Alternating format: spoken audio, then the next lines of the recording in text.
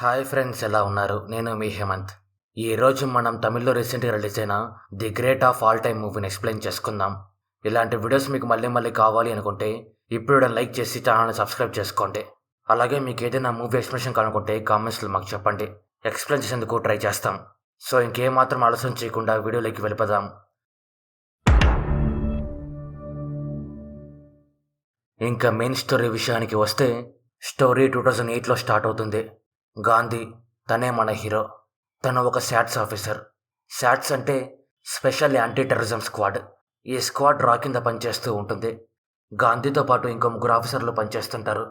వాళ్ళ పేర్లు వచ్చేసి సునీల్, కళ్యాణ్, అజయ్. ఈ నలుగురికి ఒక చీఫ్ ఉంటాడు. ఆయన పేరు వచ్చేసి నజీర్. వీళ్ళంతా శాట్స్లో పనిచేస్తున్నట్టు వాళ్ళ ఇంట్లో వాళ్ళకి తెలియకుండా జాగ్రత్త పడుతూ ఉంటారు. వీళ్ళల్లో గాంధీకి సునీల్కి పెళ్ళి ఉంటుంది. గాంధీ భార్య పేరు అను. ఇద్దరూ ప్రేమించుకొని పెళ్లి చేసుకుంటారు. గాంధీకి 5 సంవత్సరాల వయసు ఉండే కొడుకు ఉంటాడు. తన పేరు జీవన్. అను ఇప్పుడు మళ్ళీ ప్రెగ్నెన్సీతో ఉంటుంది. సునీల్ భార్య పేరు రాధిక. తను ఒక డాక్టర్. అను చెకప్స్ మొత్తం తనే చూస్తూ ఉంటుంది. సునీల్కి ఒక కూతురు ఉంటుంది. తన పేరు శ్రీనిధి. తను జీవన్ ఇద్దరు మంచి ఫ్రెండ్స్. శాట్స్ టీమ్ అంతా ఢిల్లీలో ఉంటూ వాళ్ళ మిషన్స్ అన్నీ ఎవరికి తెలియకుండా కంప్లీట్ చేస్తూ ఉంటారు. రాజీవ్ తను ఒకప్పుడు స్టాట్స్లో చీఫ్గా పనిచేసింటాడు. కానీ స్టాట్స్లో ఉండి టెర్రరిస్టుల కోసం పనిచేసింటాడు. ఈ విషయం ఇండియన్ గవర్నమెంట్ తెలుసుకునేసరికి తను ఎవరికి కనిపించకుండా పారిపోయింటాడు. కానీ ఇండియన్ గవర్నమెంట్ మాత్రం తన కోసం వెతుకుతూనే ఉంటుంది. ఓమర్ అని ఒక టెర్రరిస్ట్ యురేనియంని దొంగతనం చేసి కెన్యా దేశంలో ఒక ట్రైన్లో పారిపోతుంటాడు. ఈ యురేనియంని యూజ్ చేసే న్యూక్లియర్ వెపన్స్ని, బాంబుల్ని తయారు చేస్తుంటారు. దానికి శాట్స్ టీమ్ వాళ్ళు ఓమర్ని ఎలాగైనా సరే పట్టుకోవాలి అని కెన్యాకి వచ్చి ఆపరేషన్ని స్టార్ట్ చేస్తారు. గాంధీ ఒక సైంటిస్ట్ లాగా ట్రైన్లోకి ఎంటర్ అయ్యి ఒమర్ని తన గ్యాంగ్ వాళ్ళని చంపేస్తాడు. కానీ తనకి అదే ట్రైన్లో రాజీవ్ కనిపిస్తాడు. తను ఒమర్తో కలిసి ఆ యురేనియంని దొంగతనం చేసింటాడు. దేశద్రోహైన తన్ని గాంధీ ఎలాగైనా సరే పట్టుకోవాలి అనుకుంటాడు. కానీ ట్రైన్ పేలిపోతుంటే గాంధీ తను అక్కడే వదిలేసి తన టీంతో అక్కడి నుంచి తప్పించుకుంటాడు. ట్రైన్ పేలిపోవడం వల్ల రాజీవ్ ఒమర్ ఇద్దరు అక్కడే చనిపోతారు. ఆ ట్రైన్లో ఎవరైనా బతికారేమో అని కళ్యాణ్ ఎంక్వైరీ చేస్తే అందరూ చనిపోయారు అని తెలుస్తుంది. మిషన్ని కంప్లీట్ చేసినందుకు నలుగురు కలిసి బార్కి వెళ్ళి మంచిగా ఎంజాయ్ చేస్తారు. గాంధీ రోజు తాగుతూ ఇంటికి రావడం, ఆఫీస్లో లేకపోయినా ఆఫీస్లో ఉన్నా అని చెప్పడం, ఫోన్ వస్తే అనుకు తెలియకుండా మాట్లాడడం, ఇవన్నీ అనుకి గాంధీ మీద అనుమానం తెప్పిస్తూ ఉంటాయి. అందుకు తను గాంధీకి ఎవరితోనూ అఫైర్ ఉంది అనుకుంటూ ఉంటుంది.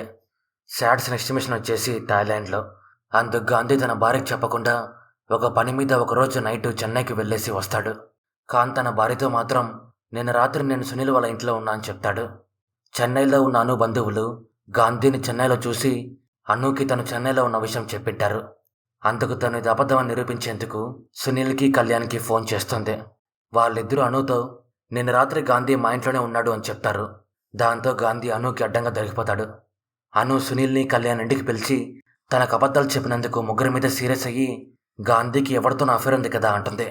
దానికి గాంధీలో అయితే కాదు అని వాళ్ళు చేస్తున్న పని గురించి నిజం చెప్పేస్తాడు. కానీ తను ఆ నిజాన్ని కూడా నమ్మదు. దానికి గాంధీ తన భార్యని కూల్ చేయడం కోసం నేను నీకు సర్ప్రైజ్ ఇద్దామని థాయిలాండ్ ట్రిప్ ప్లాన్ చేస్తున్నా, కాను తొందరపడి నాతో నిజం చెప్పిచ్చేసావంటాడు. ట్రిప్ అనగానే అను చాలా హ్యాపీగా ఫీల్ అయ్యి అన్నీ మర్చిపోతుంది. శాట్స్ టీమ్ అందరూ ఒక మిషన్ కోసం థాయిలాండ్ వెళ్ళబోతుంటారు. గాంధీ తన ఫ్యామిలీని పిలుచుకొని వస్తా అని చెప్పేసరికి సునీల్, కళ్యాణ్ ఇద్దరు తన మీద సీరియస్ అయ్యి అక్కడ మనకే సేఫ్టీ ఉండదు, మీ ఫ్యామిలీ అంతా అక్కడికి ఎందుకు అంటారు. కానీ గాంధీ అనుని హ్యాపీ చేయడం కోసం ఇది తప్ప ఇంకేం చేయలేకపోతాడు. గాంధీ తన ఫ్యామిలీతో కలిసి థాయిలాండ్ వచ్చి బాగా ఎంజాయ్ చేస్తాడు.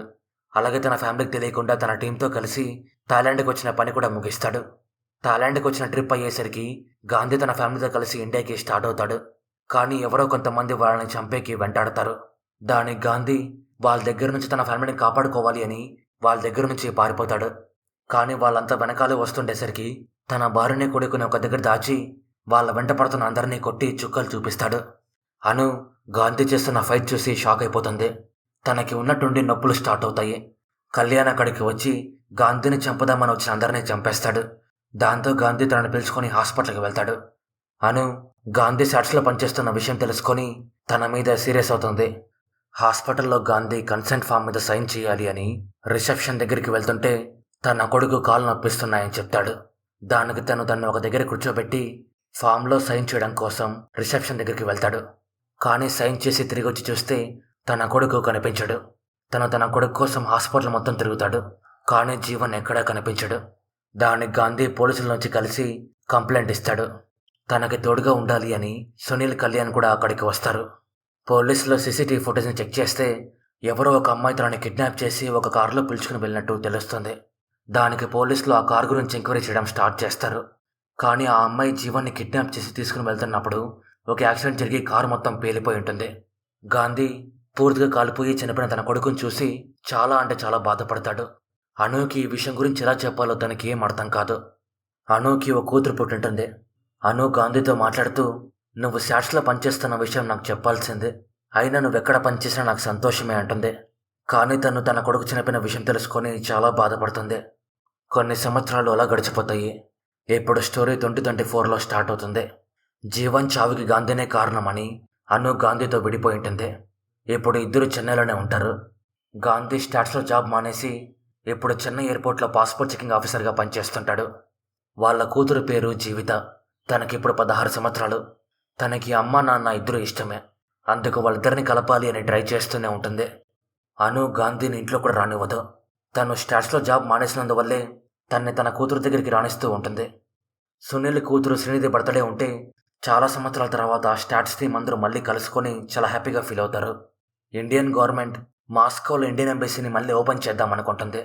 కానీ ఒక ఇండియన్ మినిస్టర్ తప్పుగా మాట్లాడడం వల్ల అక్కడ ఉండే లోకల్ గ్యాంగ్స్ ఇండియన్ ఎంబసీ ఇక్కడ ఓపెన్ చేయకూడదు అని గొడవ చేస్తుంటారు.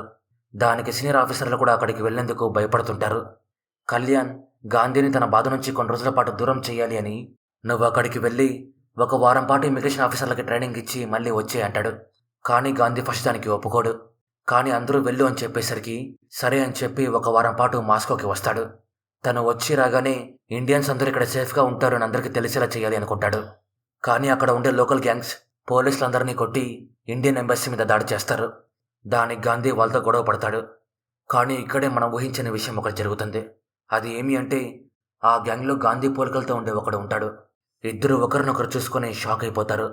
గాంధీకి వాడు నా కొడుకేనేమో అని డౌట్ వస్తుంది. పోలీసులు వచ్చేసరికి తను అబ్దుల్ అనే ఒక అతనితో కలిసి అక్కడి నుంచి వెళ్ళిపోతాడు. గాంధీ తనకు కనిపించిన తనలాంటి వాడి గురించి ఆలోచిస్తూ తన కొడుకైతే బాగుండు అని అనుకోవడం స్టార్ట్ చేస్తాడు. రోజులు గడుస్తూ వస్తాయి. గాంధీలాగా ఉండే అతను కూడా గాంధీ వాళ్ళ నాన్నేమో అని తనకు తెలియకుండా తనని ఫాలో చేస్తూ ఉంటాడు. గాంధీ తనని చూసి తన కొడుకు జీవానన్న విషయం తెలుసుకుని చాలా బాధపడతాడు. జీవా గాంధీతో మాట్లాడుతూ, ఊహ తెలిసినప్పటి నుంచి ఎక్కడెక్కడో పెరిగాను, అసలు నా అమ్మ నాన్న ఎవరో అన్న విషయం కూడా మర్చిపోయా అంటూ, నిన్ను చూసినప్పుడు ఏదో ఒక తెలియని ఫీలింగ్, అందుకే నీకు తెలియకుండా నీ వెనకాల పడ్డా అంటూ, మీరు ఇక్కడ ఉండొద్దు, ఇండియాకి వెళ్ళిపోండి.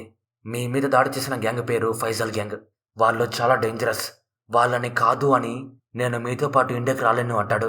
దానికి గాంధీ, మీ నాన్న గురించి నీకు సరిగ్గా తెలీదు, ఎవరు అడ్డం వచ్చినా సరే నిన్ను పిలుచుకొని ఇక్కడి నుంచి వెళ్తా అంటాడు. ఫైజల్ గ్యాంగ్ వాళ్ళు వీళ్ళిద్దరినీ ఫాలో చేస్తూనే ఉంటారు. తండ్రి కొడుకు ఇద్దరు కలిసిపోయేసరికి వాళ్ళ మీద దాడి చేస్తారు. గాంధీ జీవ ఇద్దరూ కలిసి వాళ్ళని చంపేకొచ్చిన అందరినీ చంపి వాళ్ళ దగ్గర నుంచి తప్పించుకుంటారు. సునీల్ వాళ్ళిద్దరినీ సేఫ్గా ఇండియాకి పిలుచుకొని వస్తాడు. అను తన కొడుకు జీవాన్ని చూసి చాలా హ్యాపీగా ఫీల్ అవుతుంది. జీవిత కూడా అన్నను ఫస్ట్ టైం చూసి చాలా హ్యాపీగా ఫీల్ అవుతుంది. అందరూ కలిసి తను మర్చిపోయిన జ్ఞాపకాలని తనకు గుర్తు చేస్తారు. గాంధీ ఫ్రెండ్స్ అందరూ తనని వచ్చి కలిసి చాలా హ్యాపీగా ఫీల్ అవుతారు. జీవా కూడా చాలా సంవత్సరాల తర్వాత చాలా హ్యాపీగా ఉంటాడు. జీవా శ్రీనిధి ఇద్దరు చాలా సంవత్సరాల తర్వాత మళ్ళీ కలుస్తారు. రోజులు గడిచే కొద్దీ వాళ్ళిద్దరి మధ్య ఉన్న స్నేహం కాస్త ప్రేమగా మారిపోతుంది. అను గాంధీని ఇంట్లోకి రాణిస్తుంది. దాంతో వాళ్ళిద్దరూ మళ్ళీ కలిసిపోతారు. జీవా మళ్ళీ తన లైఫ్లోకి వచ్చి తన బాధను మొత్తం తీర్చేశాడు అని గాంధీ చాలా అంటే చాలా హ్యాపీగా ఉంటాడు. గాంధీ ఫైజల్ గ్యాంగ్ వాళ్ళు జీవాని వెతుక్కుంటూ ఇక్కడికి రాకూడదు అని మాస్కోలో జీవాతో పాటు ఉన్న అబ్దుల్ ఫోటోని పోలీసులకు ఇచ్చి తన గురించి ఎంక్వైరీ స్టార్ట్ చేపిస్తాడు. నజీర్ ఏదో విషయం తెలుసుకొని గాంధీకి ఈ విషయం చెప్పాలి అని తనకి ఫోన్ చేసి త్వరగా నా దగ్గరికి రాని చెప్తాడు. కానీ ఈలోపే బైక్లో ఎవడో వచ్చి నజీర్ని చంపేకి ట్రై చేస్తాడు. నజీర్ తన దగ్గర నుంచి తప్పించుకోవడం కోసం మెట్రో స్టేషన్లోకి వచ్చి మెట్రో ఎక్కుతాడు. కానీ తన సెల్ మాత్రం మెట్రో స్టేషన్లో పడిపోయి ఉంటుంది. ఆ ఫోన్ని షా అనే ఒక అతను చూసి తీసుకుంటాడు. కానీ ఎవరో ఒక దొంగ ఆ ఫోన్ని తన దగ్గర నుంచి కొట్టేస్తాడు. నజీర్ని చంపుదామని వచ్చిన అతను కూడా తనని చంపడం కోసం మెట్రో ఎక్కుతాడు. నజీర్ ఫోన్ కింద పడిపోయినప్పుడు గాంధీ ఫోన్ కాల్లో ఉంటాడు. దాంతో తను కూడా మెట్రో స్టేషన్లోకి వచ్చి మెట్రో ఎక్కుతాడు. గాంధీ నజీర్ని కాపాడడం కోసం వాడితో ఫైట్ చేస్తాడు. కానీ తను గాంధీతో గట్టిగా ఫైట్ చేసి నజీర్ని చంపేసి అక్కడి నుంచి పారిపోతాడు. గాంధీ తనను పట్టుకోవడం కోసం ట్రై చేస్తాడు, కానీ పట్టుకోలేకపోతాడు. అసలు నజీర్ని చంపింది ఎవరు అంటే గాంధీ కొడుకు జీవా. నజీర్ అంత్యక్రియలప్పుడు అందరూ కలుసుకొని తను చనిపోయినందుకు చాలా బాధపడతారు. జీవా మాత్రం ఏం తెలియని అమాయకుడిలా ఉంటాడు. జీవా గాంధీని ఓడించి నజీర్ని చంపడం గాంధీ తీసుకోలేకపోతాడు. అందుకు ఎలాగైనా సరే వాడెవడో తెలుసుకొని నా చేతులతో వాడిని చంపాలి అని స్టాట్స్లో మళ్ళీ జాయిన్ అవుతాడు. ఎవ్వరికి తెలియని విషయం ఏమి అంటే గాంధీ స్టాట్స్లో మళ్ళీ జాయిన్ అవ్వాలి అని జీవా తన కళ్ళ ముందే నజీర్ని చంపేసింటాడు. గాంధీ డ్యూటీలో జాయిన్ అయ్యి నజీర్ని చంపిన వాడి కోసం వెతకడం స్టార్ట్ చేస్తాడు. నజీర్ ఫోన్లోనే ఏదో విషయం ఉంటుంది. అందుకు గాంధీ ఆ ఫోన్ కూడా ట్రాక్ చేపించే పనిలో పడతాడు. నజీర్ ఫోన్ని ఫస్ట్ తీసుకున్న షా ఒక హ్యాకర్. తను జీవా మనిషే. తను తీసుకున్న ఫోన్ దొంగతనం అయ్యింది అనే విషయం జీవాకు తెలిస్తే తనని చంపేస్తాడు అని ఆ ఫోన్ నాకు దొరకలేదు అని చెప్పి ఆ ఫోన్ని ట్రాక్ చేసే పనిలో ఉన్నా అంటాడు. ఇప్పుడు మనకు తెలిసే విషయం ఏమి అంటే జీవాతో ఇవన్నీ చేపిస్తోంది మరెవరో కాదు, ట్రైన్లో చనిపోయాడు అనుకున్న రాజీవ్. రాజీవ్ ఎన్ని దొంగ పనులు చేసినా తన ఫ్యామిలీ బాగుండాలి అని చేసింటాడు. గాంధీ తన టీంతో కలిసి ట్రైన్ మీద అటాక్ చేసినప్పుడు తన ఫ్యామిలీ ట్రైన్లోనే ఉంటుంది. కానీ ఈ విషయం గాంధీకి తనతో పాటు ఉన్న ఎవరికీ తెలీదు. గాంధీ టీం వాళ్ళు ట్రైన్ బ్లాస్ట్ చేసినప్పుడు రాజీవ్ తన ఫ్యామిలీ మొత్తాన్ని కోల్పోయింటాడు.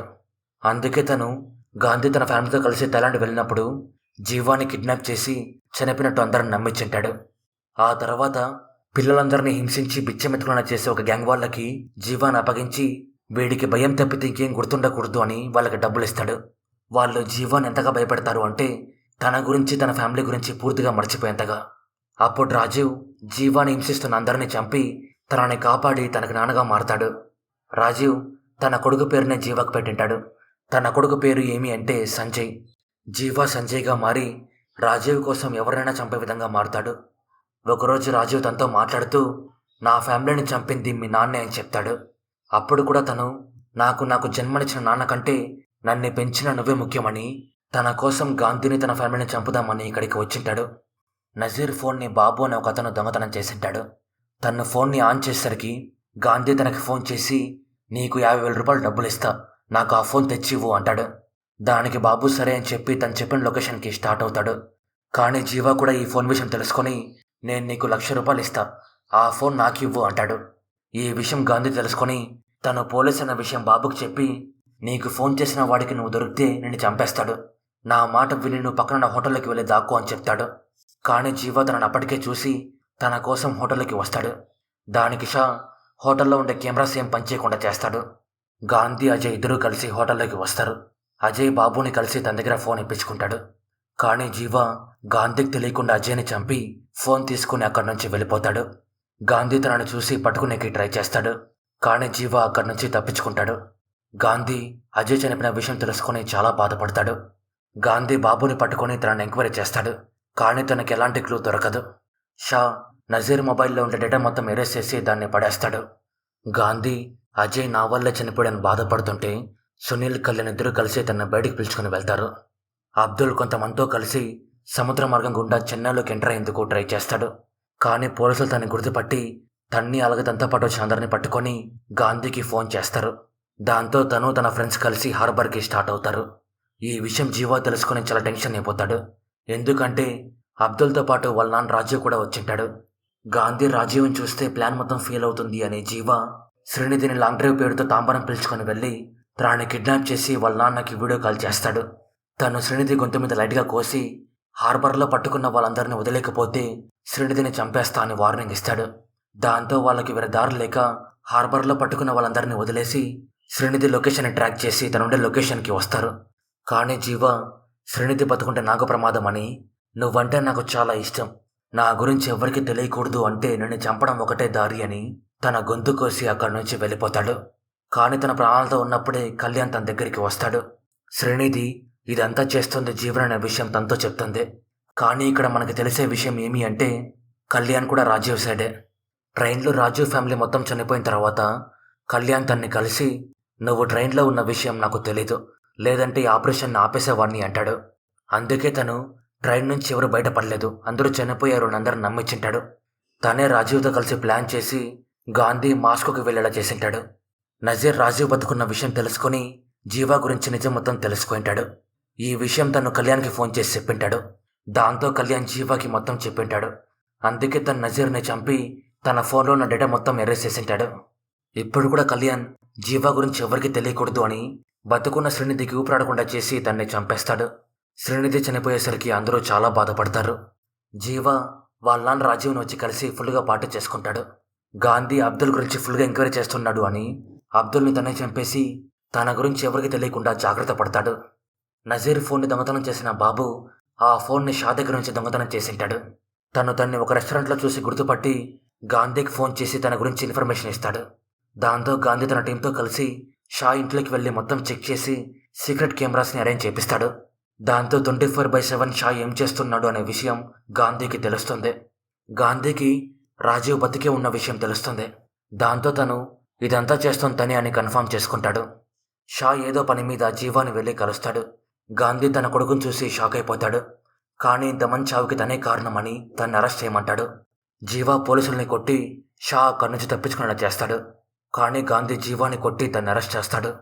కస్టడీలో ఉన్నప్పుడు జీవా మాట్లాడుతూ, నాకు దీనికి ఏం సంబంధం లేదు, మా నాన్న గాంధీ చేయమంటేనే నేను ఇదంతా చేసే అని తన మీద అందరికీ అనుమానం వచ్చేలా చేస్తాడు. తన అన్న మాటలు గాంధీ కోపం వచ్చి జీవాని చంపేయబోతుంటే సునీల్ తన్ని ఆపి జీవాతో, నువ్వు చేసే నాటకాలు ఇక్కడ పనిచేయవు అంటాడు. దానికి జీవా సునీల్ దగ్గర ఉన్న గన్తోనే తన్ని షూట్ చేసి చంపేసి, నువ్వు చెప్పినట్టే నీ ఫ్రెండ్ని చంపేశా అని గాంధీతో అంటాడు. దానికి గాంధీకి చాలా కోపం వచ్చి జీవాని చావగొడతాడు. కానీ రాజీవ్ అనుని కిడ్నాప్ చేసి, నీ భార్య నీకు కావాలి అంటే నా కొడుకుని అక్కడి నుంచి విడిపించుకొనరా అంటాడు. దానికి గాంధీకి వేరే దారి లేక పోలీసులందరినీ బెదిరించి జీవాని పిలుచుకుని రాజీవ్ దగ్గరికి బయలుదేరతాడు. వాళ్ళ ప్లాన్ ప్రకారం ఎంత జరుగుతోంది అని కళ్యాణ్ ఏం చేయకుండా సైలెంట్గా ఉంటాడు. జీవా గాంధీని కొట్టి బంధించి ఎక్కడికో వెళ్ళిపోతాడు. రాజీవ్ గాంధీ ముందుకు వచ్చి తనతో మాట్లాడుతూ, నన్ను ఎలాగైతే ఈ దేశం చీకొట్టిందో అలాగే నిన్ను కూడా చీకొట్టించాలి అనేదే నా కొడుకు సంజయ్ ప్లాన్. వాడు ఈరోజు చెన్నై చెపాక్ స్టేడియంలో జరగబోతున్న సెమీఫైనల్ మ్యాచ్లో బాంబు పెట్టబోతున్నాడు. మీరిద్దరు శాట్స్ ఆఫీసర్ని చంపిన తర్వాత స్టేడియంలో బాంబు పేల్చినట్టు క్రియేట్ చేయబోతున్నాం. దాంతో నేను పడ్డ అవమానమే నీకు నీ ఫ్యామిలీకి వస్తుంది. నేను ఈ దేశం నుంచి ఎలాగైతే పారిపోయానో నువ్వు కూడా అలాగే పారిపోతావు అని చాలా సంతోషపడతాడు. అను జీవన్ గురించి నిజం తెలుసుకొని షాక్ అయిపోతుంది. నిజానికి ఇదంతా గాంధీ వేసిన ప్లాన్. తన టీంతో కలిసి షా రూమ్ని మొత్తం చెక్ చేసినప్పుడు వాళ్ళకి బాంబులు కనిపించుంటాయి. దాంతో వాళ్ళకి వీళ్ళు చెన్నై సిటీలో ఎక్కడో బాంబ్ బ్లాస్ట్ చేయబోతున్నారని తెలుస్తుంది. కానీ ఎక్కడా అని తెలీదు. ఆ లొకేషన్ ఎక్కడో తెలుసుకోవాలి అనే ఇదంతా చేసింటాడు. పోలీసులందరూ అక్కడికి వచ్చి గాంధీని కాపాడి రాజ్యాన్ని బంధిస్తారు. నిజానికి సునీల్ బతికే ఉంటాడు. తను చనిపోవడం కూడా ప్లాన్లో ఒక భాగమే. వాళ్ళిద్దరికీ కళ్యాణ్ గురించి నిజం తెలిసిపోయి ఉంటుంది. అందుకే తనకి ఏం చెప్పకుండా ఇదంతా ప్లాన్ చేసింటారు. తన కూతురు చావుకి పగ తీర్చుకోవాలి అనే సునీల్ కళ్యాణ్ని చావగొట్టి తన్ని చంపేస్తాడు. ఈరోజు మ్యాచ్ వచ్చేసి సిఎస్కేకి అమ్మకి జరుగుతుంటుంది. అందుకు స్టేడియం మొత్తం జనాలతో నిండిపోయి ఉంటుంది. జీవా తన మనుషులతో కలిసి బాంబులు స్టేడియం మొత్తం ఫిక్స్ చేసింటాడు. కరెక్ట్గా లాస్ట్ ఓవర్లో బాంబు పేలుద్దాం అనే టైమర్ని సెట్ చేస్తాడు. కానీ గాంధీ రాజుని అడ్డం పెట్టుకొని బాంబుని పేల్చేందుకు యూజ్ చేసే రిమోట్ని జీవా దగ్గర నుంచి కొట్టేస్తాడు. ఇక్కడే ఒక స్పెషల్ ఎంట్రీ. శివకార్తికేయన్ కూడా మ్యాచ్ చూసేందుకు స్టేడియంకి వచ్చింటాడు. గాంధీ రాజీవం చేసుకునే పనిని తనకి ఇచ్చి జీవాని కంట్రోల్ చేయడం కోసం వస్తాడు. శివకార్తికేయన్ వేల మంది జనాల ప్రాణాలను కాపాడడం కోసం రాజీవ్ ఎక్కడికి వెళ్లకుండా తనని చూసుకోవడం స్టార్ట్ చేస్తాడు. అదే మ్యాచ్కి గాంధీ కూతురు జీవిత కూడా వచ్చింటుంది. జీవా తన్ని బాగా కొట్టి, నువ్వు రిమోట్ ఇవ్వకపోతే తన్ని చంపేస్తా అని బెదిరిస్తాడు. కానీ గాంధీ తన్ని చావగొట్టి తను చేసిన తప్పులకి తను షూట్ చేసి చంపేసి తన కూతురికి ఏం కాకుండా కాపాడుకుంటాడు. లాస్ట్లో మనకి ఒక షాకింగ్ సీన్ చూపిస్తారు. అది ఏమి అంటే జీవా ఇంకా బతికే ఉంటాడు. తనలాగే ఉండే వాళ్ళని ల్యాబ్లో తయారు చేసి వాళ్ళ నాన్న చంపేకి వాళ్ళని పంపిస్తుంటాడు. లాస్ట్లో తను మాట్లాడుతూ, గేమ్ ఓవర్ అని నేను చెప్పేంత వరకు ఈ గేమ్ ఎండ్ అవ్వదు అంటాడు. సో ఇది friends, the great of all time movie గురించి. స్టోరీ మీకు అనిపించిందో కామెంట్స్లో మాకు చెప్పండి. మీరు అలా చెప్పడం వల్లే ఇలాంటి స్టోరీస్ మళ్ళీ చేయాలో లేదో మాకు తెలుస్తుంది. మీకు ఈ వీడియో నచ్చింటే మీ ఫ్రెండ్స్తో ఫ్యామిలీతో షేర్ చేయడం మాత్రం మర్చిపోవద్దు. అలాగే మన ఛానల్ని సబ్స్క్రైబ్ చేసుకొని మాకు సపోర్ట్ చేయండి. ఈ వీడియోని చూసినందుకు థ్యాంక్స్. మరో వీడియోతో మళ్ళీ కలుద్దాం. అంతవరకు బాయ్.